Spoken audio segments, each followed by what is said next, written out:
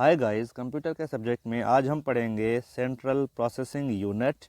ये आपके लिए फ़ायदेमंद साबित होगा आईबीए के आने वाले इंटर और मैट्रिक कैटेगरी के टेस्ट में। मैं हूं आपका टीचर मोहसिन अली और आप देख रहे हैं चैनल रोशनी ऑनलाइन एजुकेशन। तो आगे चलने से पहले मेरे चैनल रोशनी ऑनलाइन एजुकेशन को सब्सक्राइब कर लें ताकि आने वाली वीडियोज़ आपको टाइम पर मिलती रहें। पढ़ते हैं हम आगे। CPU stand for central processing unit. CPU का फुल फॉर्म है सेंट्रल प्रोसेसिंग यूनिट और इसको प्रोसेसर भी कहते हैं और कंप्यूटर का ब्रेन भी कहते हैं। CPU is also called brain of computer. Central processing unit इसका फुल फॉर्म है। इसके 3 पार्ट्स होते हैं। पार्ट्स ऑफ CPU में पहले आ जाता है मेमोरी यूनिट, फिर है इसका सेकंड पार्ट कंट्रोल यूनिट और लास्ट में है ALU। ये इसका डायग्राम है CPU का, जिसमें ALU कंट्रोल यूनिट और मेमोरी यूनिट होते हैं। ये इस तरफ से इनपुट हो जाता है आपके लेफ़्ट साइड से और राइट साइड में है आपका आउटपुट। हम इनको डिटेल में पढ़ेंगे। मेमोरी यूनिट पहला है। मेमोरी यूनिट जो है वो एक मेन कंपोनेंट होता है कंप्यूटर का, जिसमें इंस्ट्रक्शंस और डेटा सेव होती है। इसके 2 टाइप्स होते हैं। एक होता है प्राइमरी मेमोरी को मेन मेमोरी भी कहा जाता है। Primary memory is also called main memory of the CPU। इसके 2 पार्ट्स होते हैं फर्दर आगे। रैंडम एक्सेस मेमोरी, रोम रीड ओनली मेमोरी, और इसके 3 पार्ट और होते हैं, जिसमें कैश, रजिस्टर्स और बसेस आ जाती हैं। इसका दूसरा पार्ट है सेकेंडरी मेमोरी, यानी पहले मेन मेमोरी हो गई यानी प्राइमरी मेमोरी, फिर है सेकेंडरी मेमोरी जिसमें hard disk, memory card, USB वगैरह सब ये चीज़ें उसमें आ जाती हैं। मेमोरी के सीधे 2 टाइप्स हैं, प्राइमरी और सेकेंडरी। प्राइमरी के फर्दर आगे क्लासीफाई होती है 5 में। उसके बाद दूसरा यूनिट है control unit. Main goal of control unit of CPU is to control entire operations of its units and it helps to move all data और instructions in between the all units of system. यानी कि control unit सारे के सारे operations को control कर रहा होता है। जितने भी कंप्यूटर में काम हो रहे हैं, एक्टिविटीज़ परफॉर्म हो रही हैं, वो उन सबको कंट्रोल कर रहा है। Control unit is a communication medium between all input and output devices to transfer और obtain all instructions from memory unit.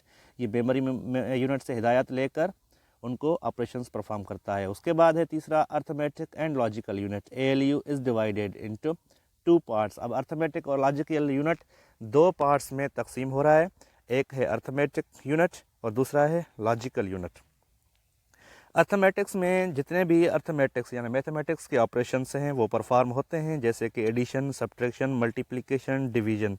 Arithmetic का जो पोर्शन है वो हल करता है। और लॉजिकल यूनिट्स में डिसीजन हो गया, मैचिंग हो गई, कंपैरिजन, सेलेक्टिंग या मर्जिंग ऑफ न्यूमरस डेटा का जो ऑप्शन है, ये सारे के सारे लॉजिकल यूनिट की तरफ आ जाते हैं।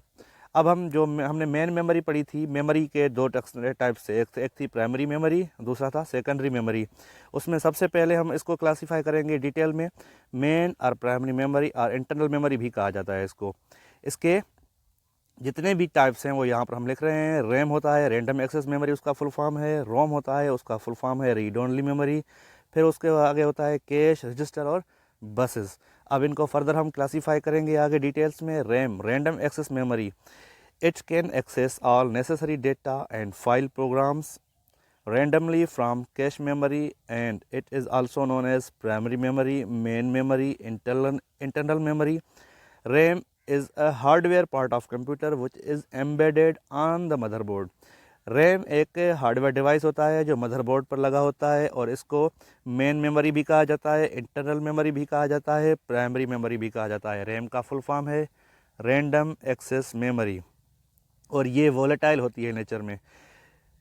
RAM is a volatile memory in nature. It means it is capable to store data instructions while the power of computer is on. उसके बाद है ROM, read only memory. It is a type of computer storage containing non-volatile permanent data that normally can only be read.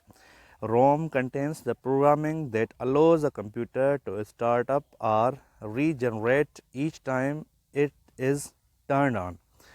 RAM जो है रोम, ये इसके जो है ये वोलेटाइल होती है, परमानेंट होती है और नॉर्मली इसमें लिखा भी नहीं जाता, यानी इसमें डेटा सेव नहीं होती। इसमें पहले से डेटा ऑलरेडी स्टोर्ड होती है, यानी परमानेंट है ये। कैश हो गई, कैश है is also called cache memory is also called cash supplementary memory system that temporarily store data frequently use instructions and data for quicker processing by the central processing unit CPU of a computer। RAM के साथ साथ ये भी RG memory होती है temporary, और ये भी सीपीयू को काम परफॉर्म करने में, एक्शंस परफॉर्म करने में हेल्प करती है। रजिस्टर जो है वो टेम्पररी स्टोरेज लोकेशंस होती हैं सीपीयू के अंदर डेटा को स्टोर करने के लिए। And address is called register, और इसमें एड्रेस भी रजिस्टर होता है कि कौन सी डेटा कहाँ पर सेव हुई है, एड्रेस रजिस्टर्स के पास होते हैं।